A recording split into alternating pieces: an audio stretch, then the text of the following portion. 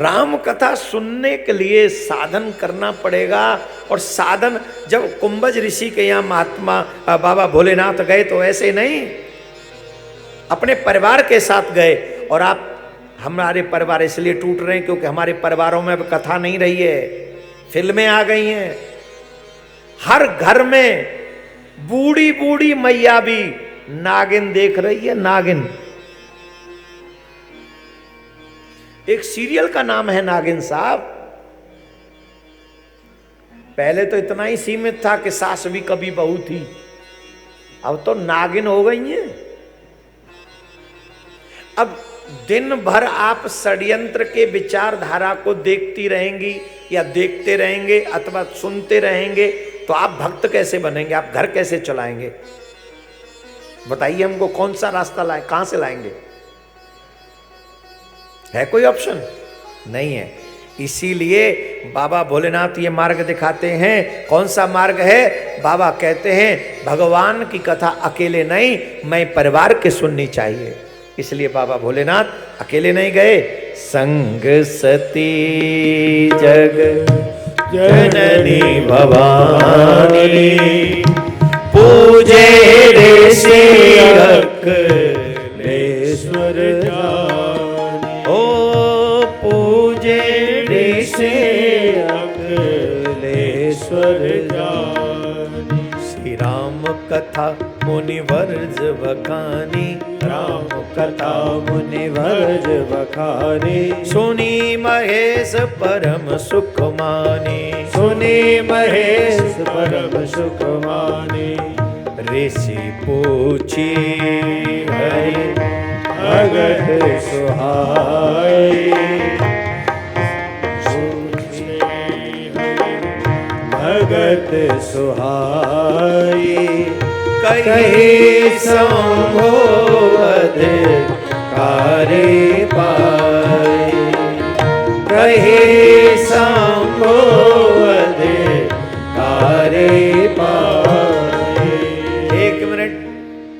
श्री राम जय राम जय जय राम, श्री राम जय राम जय जय राम, श्री राम जय राम जय जय राम, श्री राम जय राम जय जय राम, श्री राम जय राम जय जय राम, श्री राम जय राम जय जय राम, श्री राम जय राम जय जय राम, श्री राम जय राम जय जय राम। बाबा कथा सुन रहे। अच्छा यहाँ देखो विश्लेषण कितने गजब का है। सुनी महेश, श्रोता कहें दो, और सुन कौन रहा है? सुनी महेश परम सुखमानी। सती मैया का तो नाम ही नहीं लिया।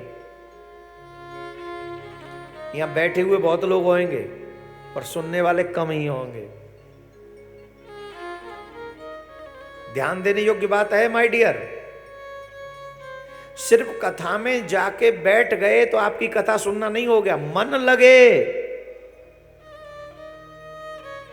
तो क्या सती मैया ने मन से कथा नहीं सुनी? बोले यहां से तो यही सारा मिल रहा है। कैसे? एक संत के मुंह से हमने सुना था, बहुत अच्छा भाव है कि सती मैया का मन कैसे नहीं लगा कथा में। बोले इसलिए नहीं लगा, नियम यह है कि जब आचार्य आए तो जिजमान पूजन करे। आचार्य जब आए तो जिजमान पूजन करे, ये नियम है। अब जब आप देखते ही ना, हमारे ये सब जिजमान लोग आके पूजन करते, मंच पे आरती करते।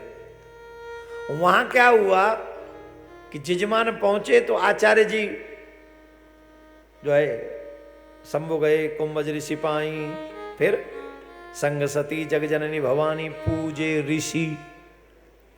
कुंभज ऋषि ने महादेव का पूजन किया। आओ पधारो महाराज, स्वागत है। अब सोच रही है सती मां ये कैसे आचार्य हैं जो जजमान का पूजन कर रहे हैं। अब भाई शंभु बाबा महादेव हैं, कोई साधारण तो है नहीं। उन्होंने तो पूजन किया महादेव का, उन्होंने कहा ये आचार्य कैसे हैं, तो उनकी अश्रद्धा हो गई और इसलिए मन लगाकर कथा नहीं सुनी। और जब मनुष्य मन लगाकर कथा नहीं सुनता है तो राम पे और राम कथा पे संदेह हो जाता है। अब मैं सुनी महेश, महादेव ने मन से सुनी पर सती ने मन से नहीं सुनी। इसका दुष्परिणाम आगे देखने को मिलेगा।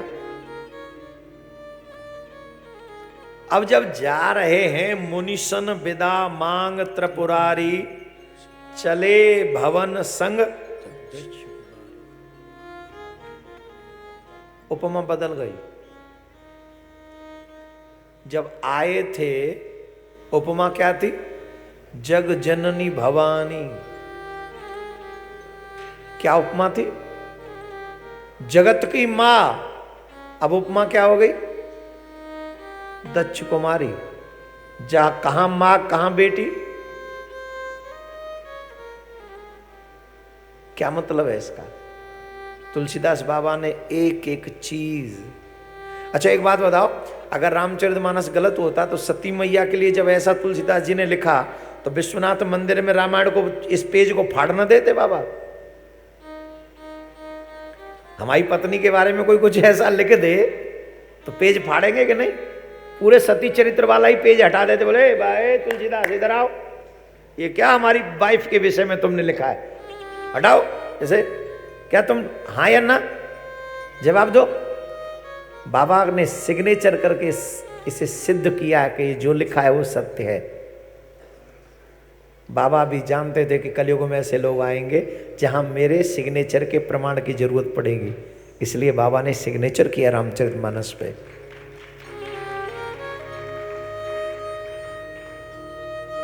अगर रामायण में कुछ भी ऐसा होता तो सबसे पहले तो बाबा ये प्रसंग हटवा देते, सती जी वाला। बोले पार्वती जी वाला रखो, सती जी वाला हटा दो ना। मेरे प्यारे, रामायण को भाव से समझो, बुद्धि से नहीं। अगर आप राम को रामायण को बुद्धि लगा के पढ़ोगे, बुद्धि काम नहीं आएगी। राम बुद्धि से परे है। कितनी है बुद्धि तुम में? रोटी कपड़ा और मकान से ऊपर गई कहां है बुद्धि तुम्हारी? जितनी बुद्धि दूसरों को गाली देने में लगाते हो उतनी बुद्धि अपने आप को संभालने में लगा देते तो आज कहीं के कहीं होते। दूसरों का बिगाड़ने में लगाते हो, अपना बनाने में नहीं लगाते बुद्धि। राधे राधे बोलना पड़ेगा, जय श्री राम। ना ना ना, राम के दीवानों ऐसा काम ना करो, मेरे राम के दीवानों ऐसा काम ना करो, राम के नाम को बदनाम ना करो। अरे ओ बेईमानो, राम का नाम बदनाम ना करो। मेरे प्रभु का नाम बदनाम नहीं करना। समझ रहे हैं? तो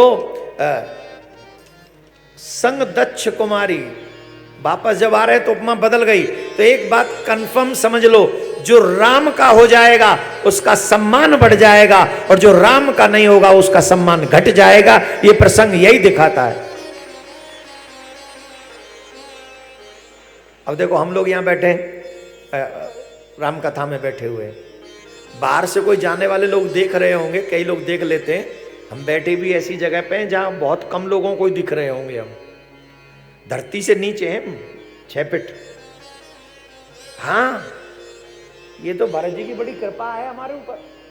जैसे नंदी ग्राम में श्री भरत लाल पृथ्वी में गड्ढा खोद के वहां बैठ के भजन कर रहे थे, वैसे ही हम लोगों को पृथ्वी में गड्ढा खोद के पंडाल बनवाया गया।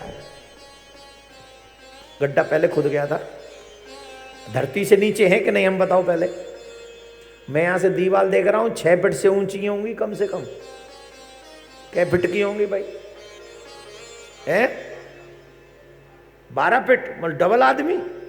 अच्छा, हाँ, एक कमरा नीचे चला गया पूरा है, पक्का ना? तो देखो ये और अच्छा हो गया। मेरे राम जी का जो मंदिर है वो धरातल पे है, पृथ्वी पर है, और हम उससे एक तल नीचे बैठ के राम कथा सुन रहे हैं। राम जी हमें जरूर देख रहे होंगे।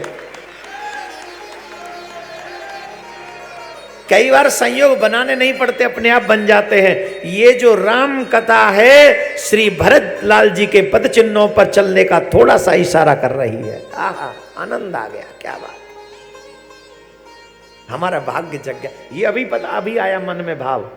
जब ये दीवार दिखी ना सामने, तो हम तो गड्ढे में बैठे।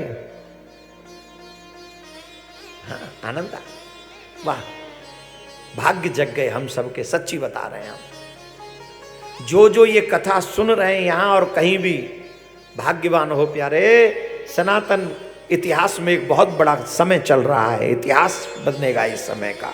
इस समय को याद रखा जाएगा आने वाले समय में, इसलिए हम सबको इस इतिहास का हिस्सा बनना चाहिए, इस पल का हिस्सा बनना चाहिए। जब लिखा जाए, हमारी आत्मा जाए, तो हम राम के पक्षी घोषित हों, विपक्षी घोषित ना हो। तो हम राम के पक्षी हैं, विपक्षी नहीं। राम के तो उस समय के पक्षी भी राम भक्त थे। गीधराज सन भेंट भई, आगे प्रसंग आएगा तो बताएंगे। गिद्धराज जटायु भी राम के पक्ष में है। अरे वो गिद्ध होकर भी पक्ष में है, तो मनुष्य होकर भी विपक्ष में बैठ गए, तुम्हारा क्या होगा बताइए। इसमें चकाचक वाली बात हमारे दिमाग में है। इस समय हमारे दिमाग में से बम सेट है, फूटने वाला बम नहीं, शंकर वाला बम, भोले बाबा वाला बम। बम्बई बम्ब होगी, क्या होगी? बम्बई बम्ब। जो राम भक्त हैं, जो शिव भक्त हैं, उनकी तो बम बम भोले हो रही है। और जो दुश्मन है, फट रही है जिनकी छाती, सांप लूट रहे होंगे हौले हौले।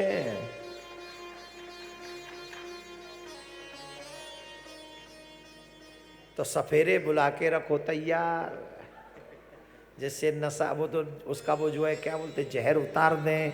और वो जहर उतारने का भी काम राम कथा ही करेगी। इसलिए प्यारे, राम कथा सुन लो, तुम्हें राम से प्यार हो जाएगा। राधे राधे बोलना पड़ेगा। जय श्री राम। तो जब लौट के आए, अब एक बात बताओ, आपको अगर बाहर से कोई जानने वाला देखे तो क्या कहेगा? कौन बैठे अंदर, कौन बैठे, क्या कहेगा? जोर से बोलो। राम भक्त बैठे, यही कहेगा, यही कहेगा ना, राम भक्त बैठे। ईमानदारी से बोलो, क्या हम राम भक्त हैं ढंग के? अंदर झांक के देखो, कितनी कमियां दिखेंगी। नीचे से ऊपर तक कमियां ही कमियां हैं। भक्त कहलाने का कोई राइट नहीं है। लेकिन दूर से जाने वाले ने हमसे कह दिया, कौन बैठे? बोले भगवान राम के भक्त बैठे हैं। तो ये किसका प्रभाव है? बोले ये कथा का प्रभाव है, इस स्थान का प्रभाव है कि जब हम कथा में आके बैठे तो पापी को भी भक्त बना दिया गया, पापी भी भक्त हो गया। और कितना भी बड़ा भक्त शराब के ठेका पे जाके खड़ा हो जाए, कितना भी बड़ा तिलकधारी, कंठीधारी, मालाधारी, झोलाधारी, भगवाधारी, कितना भी बड़ा ठेके पे जाके खड़ा हो जाए, पिए ना से खड़ा हो जाए, क्या कहेंगे देखने वाले? बोलो, अरे राम राम राम राम, कलयुग आ गया भैया, ये देखो बाबा जी का वेश बना के भी मैं ठाड़ा, कहेंगे कि नहीं? तो अब पिया नहीं तुमने, घोषित क्या हो गए? शराबी। किसका दोष है? स्थान का। रामायण सिखाती है जो स्थान जाने योग्य न हो वहां नहीं जाना चाहिए, और जहां जाकर थोड़ा भी गुण मिले वहां जरूर पहुंच जाना चाहिए। और ये स्थान वही है जहां आकर व्यक्ति का मान, सम्मान, प्रतिष्ठा बढ़ती है। इसलिए हर मनुष्य को अपने परिवार के साथ राम कथा सुननी चाहिए। अगर परिवार के साथ राम कथा सुनोगे, तुम्हारे घर नहीं टूटेंगे। दुर्भाग्य क्या हो गया पता है? हम शादी करने से पहले बच्चे से क्या पूछते? कितना कमाते हो? हमारा फोकस किस पे है? पैसे पे। कभी पूछे हो कितनी राम कथा सुने हो? जब पूछ लोगे ना, छाती फट जाएगी बताने वाले की। जीवन में जिसने एक दो बार भी राम कथा सुनी होगी, मैं विश्वास से कहता हूं, वो बेटी को दुख नहीं देगा, तुम्हारी को छोड़ेगा नहीं, जीवन भर खुद भूखा रह लेगा, लेकिन तुम्हारी बेटी का उदर भरेगा। ऐसा होगा राम कथा सुनने वाला भक्त।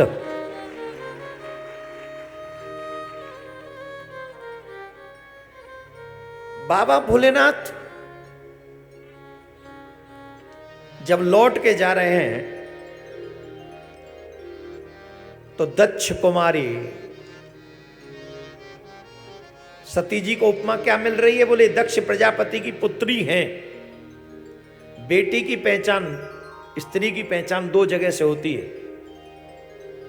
जब अनमैरिड हो, शादी न हुई हो, विवाह ना हुआ हो, तब पहचान है ये किसकी पुत्री है। और जब शादी हो जाए तो पहचान है ये किसकी पत्नी है। अब यहां बाबा परिचय दे रहे हैं दक्ष कुमारी। क्यों? बोले अब तो विवाह हो गया मां का, फिर क्यों दे रहे हो? बोले नहीं, जो कार्य ये आगे करने वाली हैं वो शिव पत्नी नहीं कर सकती, वो दक्ष प्रजापति की पुत्री ही कर सकती है।